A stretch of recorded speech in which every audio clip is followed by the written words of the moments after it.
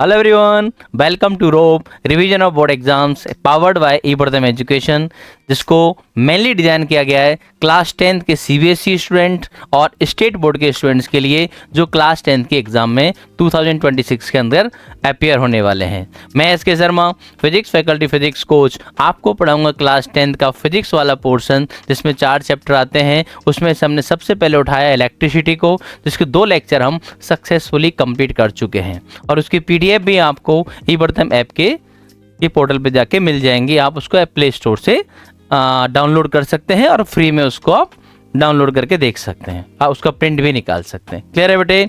साथ साथ आप कंटिन्यूटी रखें बेटे, इसके अंदर शॉर्ट नोट्स बनाते चलें और अपनी एनसीईआरटी बुक को साथ साथ सॉल्व करते चलें। क्लियर है बेटे? लेक्चर नंबर 3 के अंदर हम कवर करने वाले हैं इलेक्ट्रिक पोटेंशियल क्या होता है। पोटेंशियल नाम का एक टॉपिक है, उसमें किस किस टाइप से क्वेश्चंस बनते हैं, क्या क्या डेफिनेशंस आती हैं, क्या क्या फॉर्मूलेज आते हैं, उन सब को हम बेसिक से पढ़ लेते हैं। पहला टॉपिक है अपना इलेक्ट्रिक पोटेंशियल, इसको बोलते हैं पोटेंशियल डिफरेंस क्या होता है। पहले पढ़ते हैं। पोटेंशियल डिफरेंस का मतलब है the work done in moving a unit positive charge from one point to another point in an electric circuit is called potential difference। Clear है बेटे? इसका फॉर्मूला क्या था? पोटेंशियल डिफरेंस को V से रिप्रेजेंट करते हैं। V इक्वल टू कितना आता है बेटे? W upon Q। वर्क को हम रिप्रेजेंट करते हैं Q से और चार्ज को रिप्रेजेंट करते हैं W से। तो मेन फॉर्मूला हो गया V equal to W upon Q। आप इसको V या इसको आप डेल्टा V भी लिख सकते हैं। डेल्टा V ही पोटेंशियल डिफरेंस होता है बेटे, ये आपको ध्यान रखना है। क्लियर है? The work done in moving a unit positive charge. Unit positive charge का मतलब अगर मैं इस चार्ज को 1 कूलाम रख देता हूं तो पोटेंशियल डिफरेंस ही वर्क डन के इक्वल हो जाता है। तो V इक्वल टू W है जब Q आपका 1 कूलाम है। क्लियर है बेटे? तो याद रखेंगे the work done in moving a unit positive charge from one point to another point in electric circuit is called electric potential. V equal to work done W upon charge Q, V equal to W upon Q। ये आपको formula और definition याद रखनी है। ठीक है बेटे? अब आता है इलेक्ट्रिक पोटेंशियल क्या होता है। जब आप सर्किट में एक पॉइंट से दूसरे पॉइंट तक चार्ज को लाते हो तो आपका एक पॉइंट रेफरेंस हो गया, दूसरे पॉइंट पे आपको लेके रखना है। अगर आपका रेफरेंस इन्फिनिटी हो जाए, अगर हम चार्ज को इन्फिनिटी से लाके रखते हैं तो वो पोटेंशियल कहलाता है, ना कि पोटेंशियल डिफरेंस। क्लियर है बेटे? The work done in bringing a unit positive charge from infinity, अगर आपका रेफरेंस इन्फिनिटी मान लिया जाए, इन्फिनिटी पर जो आपका पोटेंशियल माना जाता है बेटे वो 0 माना जाता है, ये ध्यान रखना। The work done in bringing a unit positive charge from infinity to a point is called electric potential of that point। Clear है? ये याद रखना है। Units of electric potential and potential difference.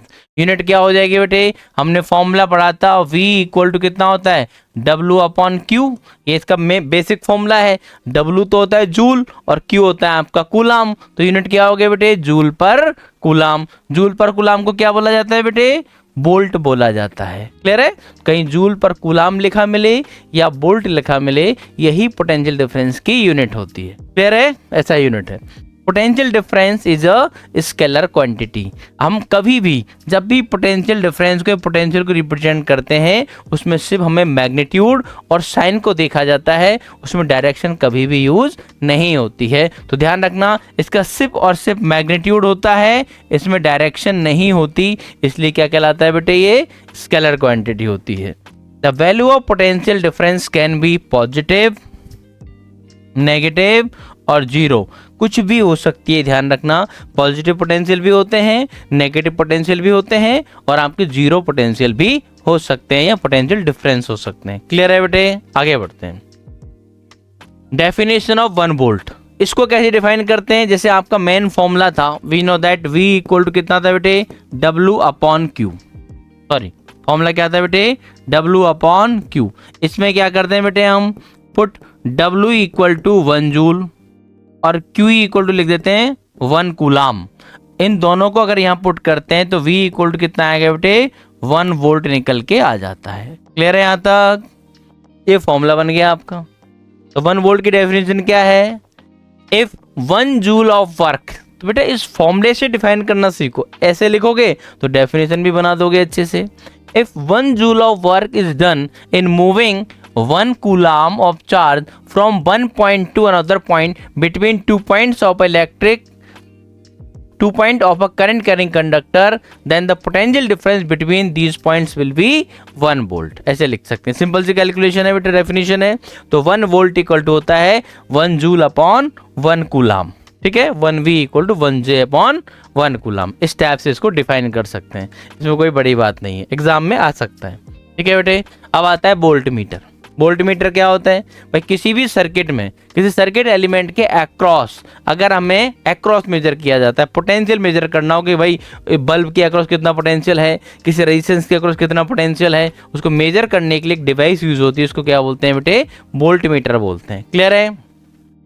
The instrument use to measure the potential difference between the ends of an electrical component in an electric circuit is called as voltmeter. ये voltmeter का symbol होता है। Circle के अंदर एक volt V लगा दो बेटे, ये प्लस और ये माइनस, इसके दो टर्मिनल होते हैं। ये सिंबल पूछा जाए तो सिंबल बना सकते हैं।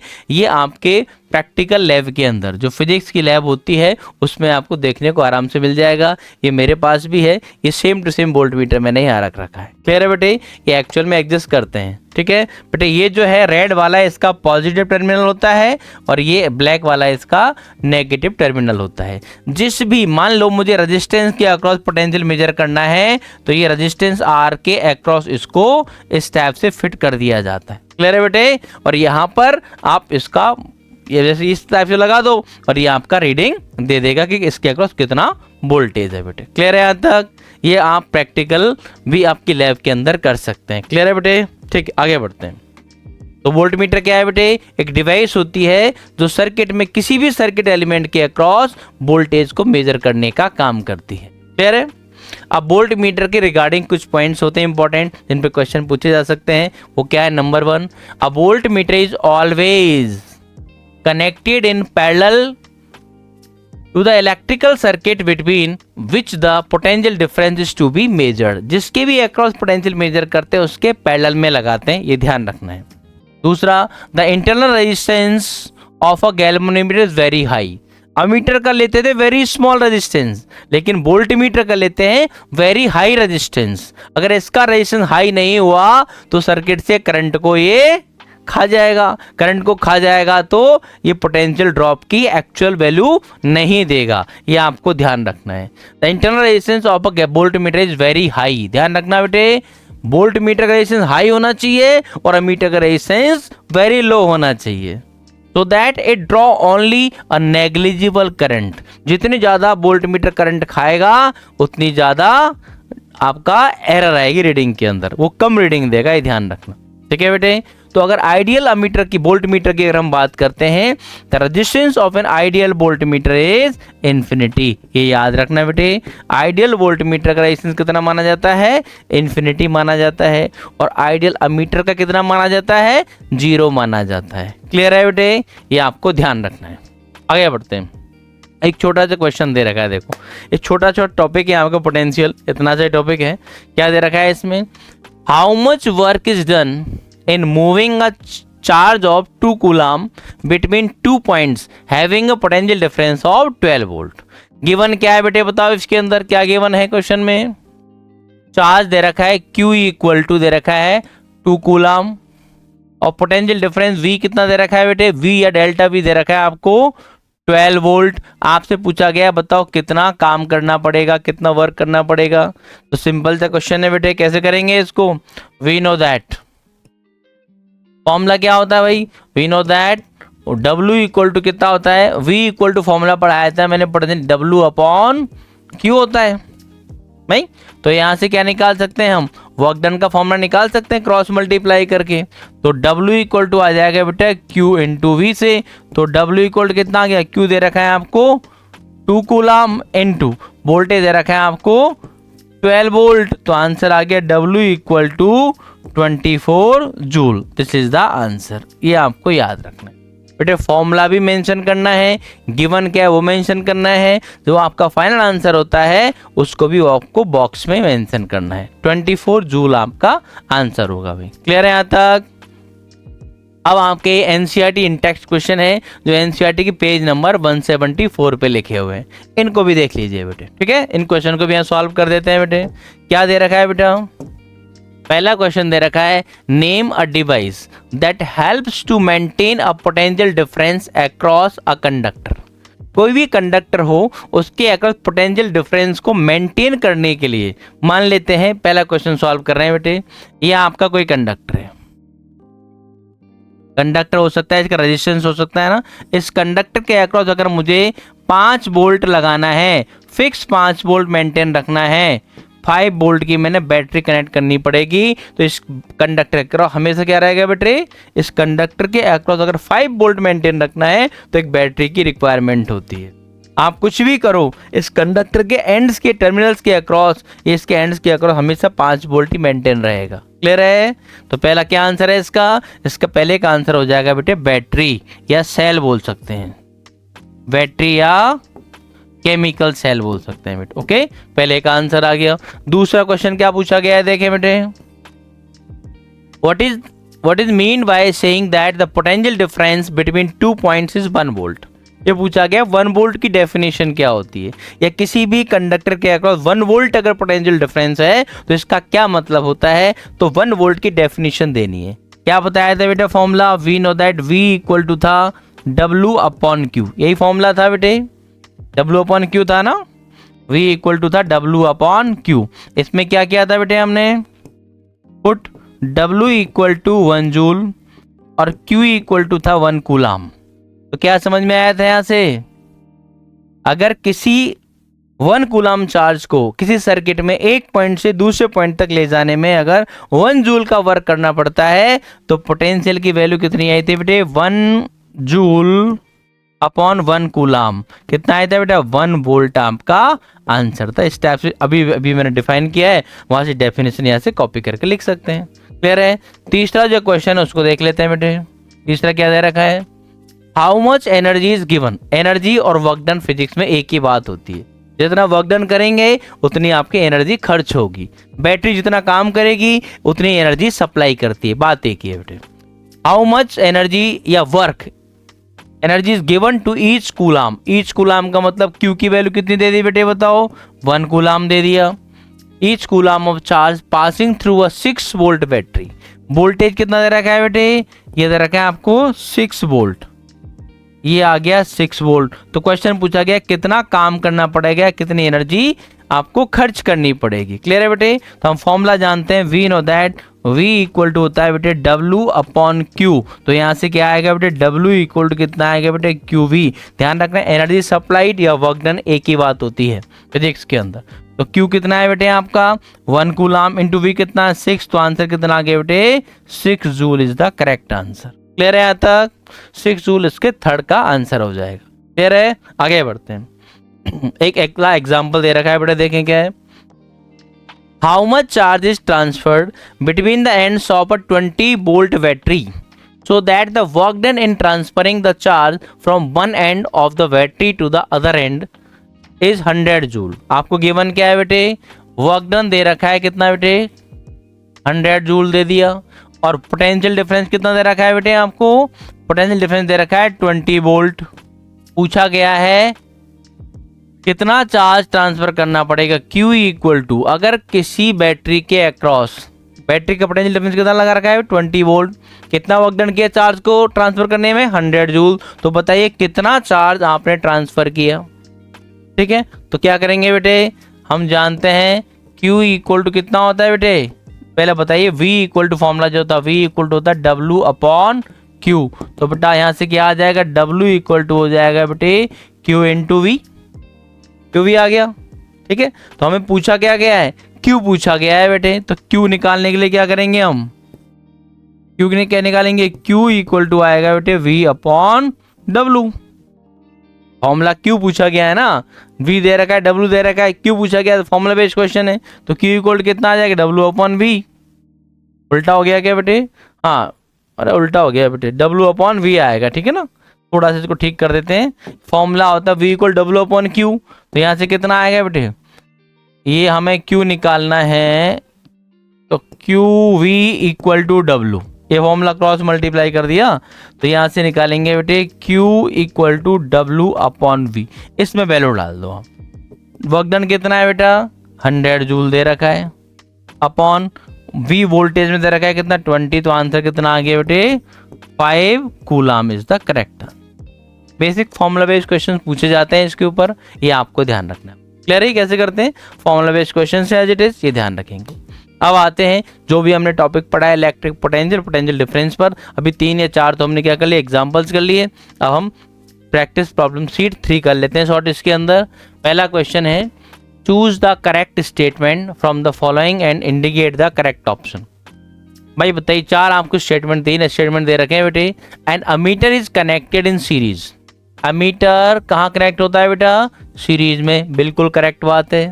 इन the circuit and the voltmeter is connected in parallel, voltmeter किस में कनेक्ट होता है बेटे पैरेलल, तो ये ऑप्शन एकदम करेक्ट है भाई, बिल्कुल।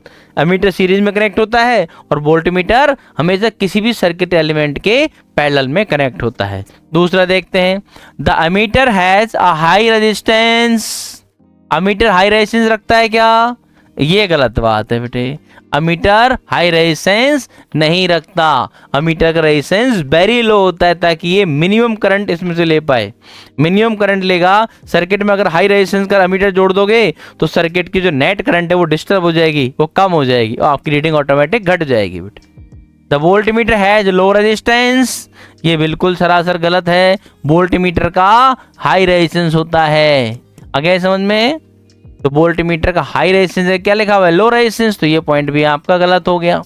ऑप्शन कौन सा है, एक ही ऑप्शन सही है, तो ये 4 ऑप्शंस में क्या होगा only 1 is the correct answer. Clear है बेटे, डी ऑप्शन आपका करेक्ट है।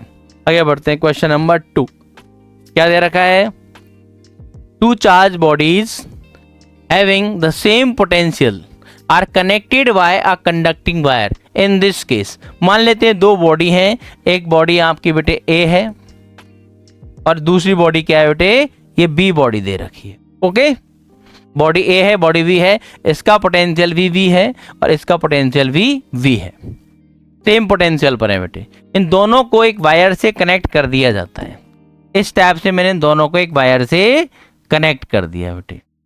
तो बताइए ए और बी दोनों के पोटेंशियल अगर सेम है तो बेटे पोटेंशियल डिफरेंस कितना आ गया, पोटेंशियल डिफरेंस कितना आ जाएगा बेटे, डेल्टा वी की जो वैल्यू आएगी वो 0 आ गई। पोटेंशियल डिफरेंस आपको 0 आ गया।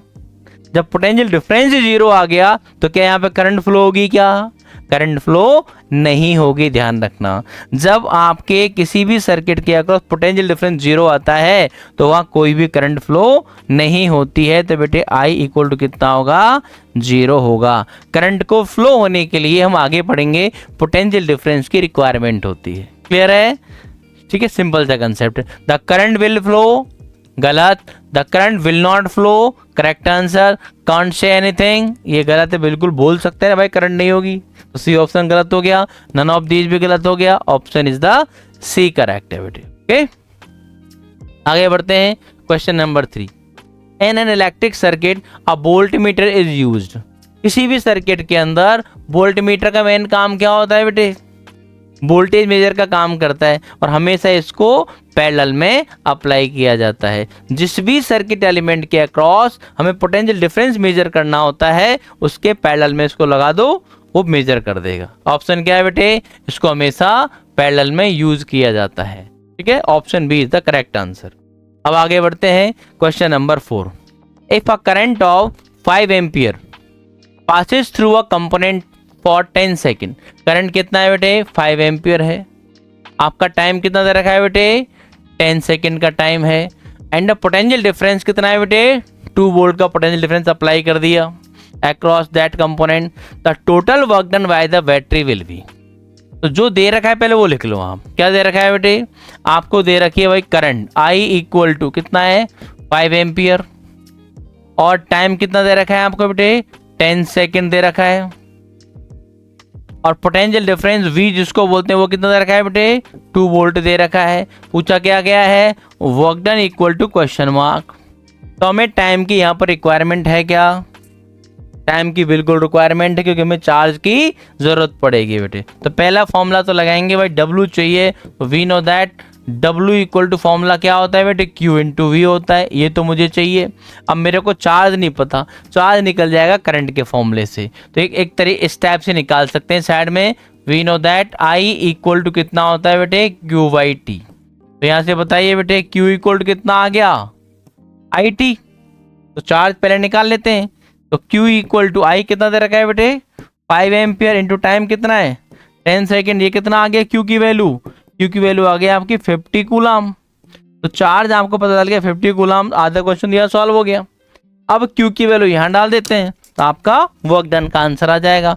तो वर्क डन इक्वल टू कितना आएगा बेटे बताओ, work done equal to Q कितना आया 50 कूलम इंटू वोल्टेज कितना है बेटे 2। तो वर्क डन का फॉर्मूला कितना आ गया बेटे 100 joule is the correct answer. Clear है, ऑप्शन में दे रखा 100 जूल, ये बी ऑप्शन करेक्ट होगा। क्लियर है, तो देखो दो चीजों को मिला के भी एक क्वेश्चन पूछ लिया है ना। ये ध्यान रखा, अगर कोई भी इंफॉर्मेशन अगर दी जाती है तो क्वेश्चन को सॉल्व करने के लिए दी जाती है। उस क्वेश्चन को अच्छे से समझो, जो गिवन है उसको लिखो और जो रिक्वायर्ड फॉर्मूला है उसको लिखो, इस फॉर्मूले में किसकी जरूरत है उसको भी साइड में लिख लो, आपका क्वेश्चन सॉल्व हो जाएगा। तो न्यूमेरिकल से डरना नहीं है, अगर चीजें समझ में आ गई हैं, प्रैक्टिस कर रहे हो तो आपका एक भी क्वेश्चन गलत नहीं होगा, ये आपको ध्यान रखना है। क्लियर है, अगर आखिरी क्वेश्चन है आपका आज का, ये क्या दे रखा है बेटा, ये एक असर्शन रीजनिंग है जो सीबीएसई के अंदर खासकर पूछा जाते हैं बेटे। असर्शन दे रखा है, a voltmeter is always connected in parallel with the electrical component in the circuit. ये सब जानते हैं, ये सबको पढ़ाया है मैंने थोड़ी देर पहले कि वोल्ट मीटर को हमेशा पैरेलल में ही कनेक्ट किया जाता है। ये बिल्कुल करेक्ट है, असर्शन आपका करेक्ट है बेटे। क्लियर है, इसका रीजन देख लेते हैं क्यों कनेक्ट करते हैं। इसका रेजिस्टेंस जितना हाई होगा उतना ज़्यादा कम करंट खाएगा, जितना कम करंट ड्रॉ करेगा उतनी परफेक्ट या अच्छी रीडिंग देगा हमेशा, ये ध्यान रखेंगे। तो दूसरा दे रखा है, the internal resistance of a voltmeter is very high.